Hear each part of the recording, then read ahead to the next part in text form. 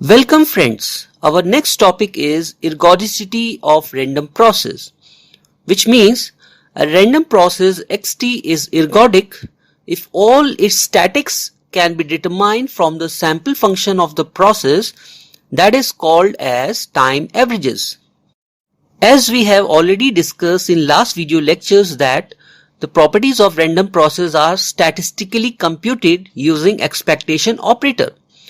Also, in order to find expectation of random process xt at a particular time t suffix k, then the random process xt is observed at that fixed time t suffix k, and we get a random variable, that is x function tk or small x function tk. So to find statistical properties of random process, there is a requirement of two averages where expectation operator is used, and these are ensemble averages and time averages. Here the ensemble averages are independent of time, where time averages are continuous sample function. So first we discuss ensemble averages. Here we consider a random process xt which is stationary with n equiprobable realizations, that is in the form of indexed ensemble denoted by capital X function t comma s suffix j, or simply written as small x function t for j equals to 1 to n. Now to find mean or expectation of random process xt, we fixed a time to t suffix k that is called as random variable and hence independent of time. So the expectation of e function xtk is equals to 1 upon n summation of x function tk for j equals to 1 to n. Here the summation of xtk represents the ensembles, that is a set of n random variables.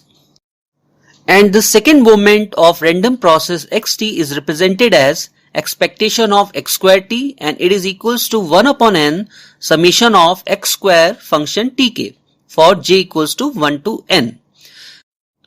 Now here we note a point. For wide sense stationary random process, expectation of x function tk and expectation of x square function t suffix k are independent of time t suffix k. So this is about ensemble averages which is independent of time. But in actual practice, the approach to solve problems of random process, we require time averages. The time averages are the continuous sample functions which is obtained generally from one of the sample function, say x function t or capital X function t comma s. So the time averages is denoted by e function x equals to limit t tends to infinity 1 upon 2t integration of xt dt taking limit minus t to plus t. Since the time averages is the continuous sample function, so here we use an integration. So these two averages, that is ensemble averages and time averages, are used to find the statistical property of random process. Now, when the statistical properties of the random process xt does not change with time, then it is expected that the two averages, that is time averages and ensemble averages, are identical. So in this case, random process xt is said to be ergodic. Also we can say that random process xt is said to be ergodic if all its statics can be determined from a continuous sample function called time averages. Also, in most practical applications, wide sense stationary processes are assumed to be ergodic, where the time averages and expectations are used interchangeably. Also, we note a point. All ergodic processes are stationary processes, but it is not necessary that all stationary processes are ergodic. Now, if we consider random process xt to be ergodic, then its autocorrelation functions measures the regularity of occurrence of a given signal, which is given as R function tau equals to expectation of xt into xt minus tau.